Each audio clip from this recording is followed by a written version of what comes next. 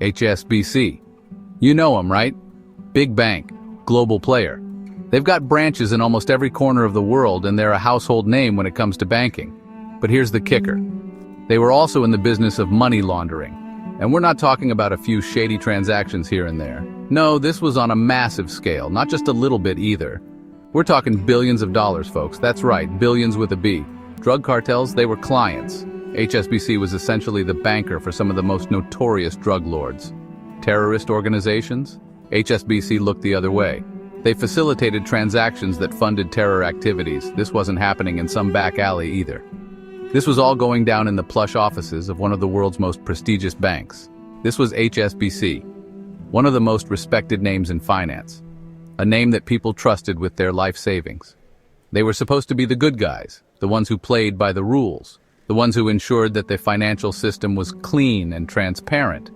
Turns out, those rules were more like guidelines, and HSBC was happy to bend them. They found loopholes and exploited them to the fullest.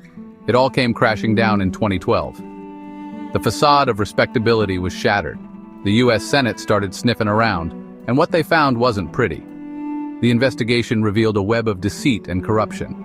HSBC, particularly their Mexican subsidiary, was up to their eyeballs in dirty money. Think about that. A major bank, deeply involved in illegal activities. Your friendly neighborhood bank, laundering money for some of the most dangerous people on the planet. It's a betrayal of trust on an unimaginable scale. It's enough to make you want to keep your cash under the mattress. Because who can you trust if not your bank?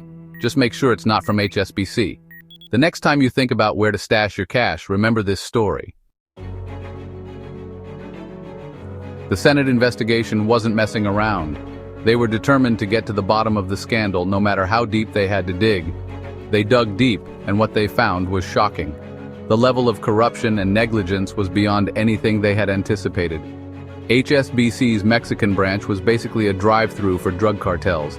It was as if the bank had rolled out a red carpet for illegal money. Cash coming in, no questions asked. The sheer volume of money laundering was staggering, and it seemed like nobody at HSBC cared to stop it. But it wasn't just Mexico. The problem was global, affecting multiple countries and regions. HSBC was also caught moving money for countries facing US sanctions.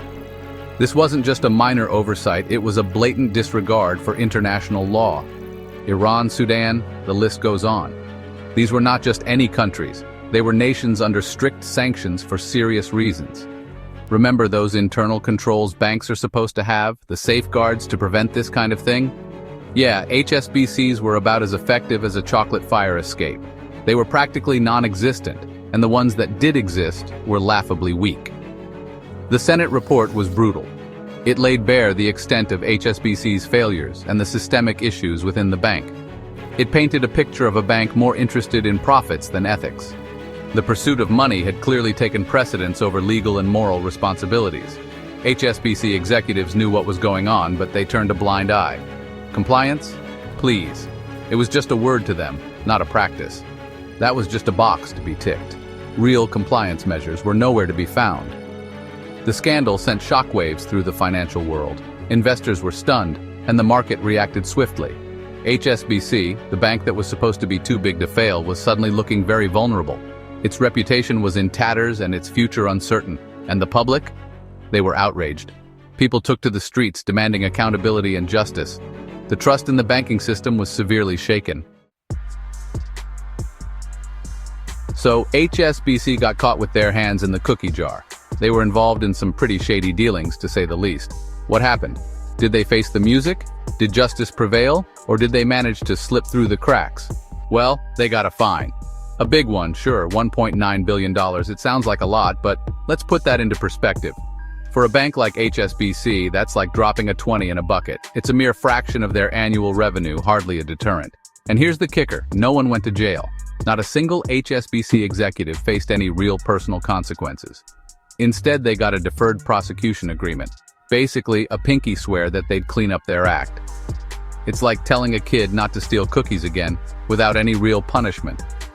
People were furious. This was a bank that had helped criminals and terrorists, and they were getting off with a slap on the wrist? It felt like a gross miscarriage of justice.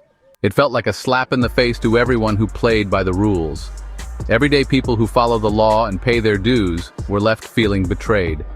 The HSBC scandal raised serious questions about whether some institutions are just too big to jail. Are these financial giants above the law? It also highlighted the need for tougher regulations and stronger enforcement. Clearly, the existing system was not equipped to handle such massive corporate misconduct. Clearly, the system wasn't working. The public outcry was a wake-up call, demanding accountability and real change in how we deal with corporate crime.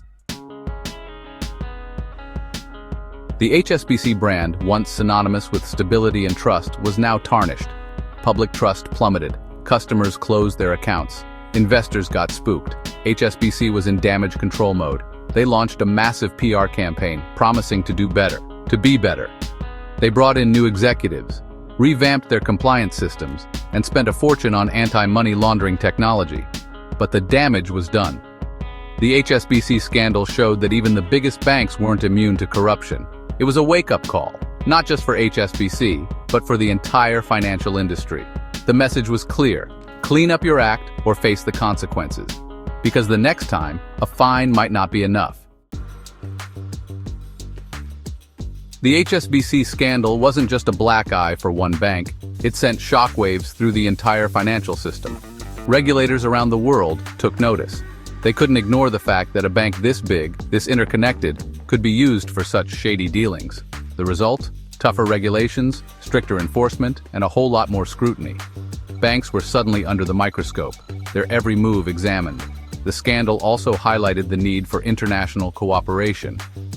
Money laundering doesn't stop at borders, so why should the fight against it? Governments started working together, sharing information and resources. The HSBC scandal was a game changer.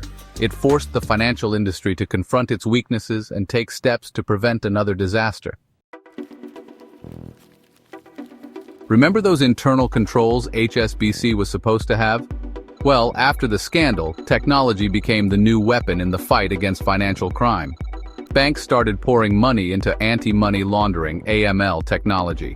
Think sophisticated algorithms, data analytics, and artificial intelligence, all designed to spot suspicious transactions. It's like a digital dragnet, casting a wide net to catch the bad guys. These systems can analyze millions of transactions in real time, flagging anything that looks fishy. Of course, technology is only part of the solution. You still need people to interpret the data and take action. But there's no doubt that AML technology is making a difference in the fight against financial crime.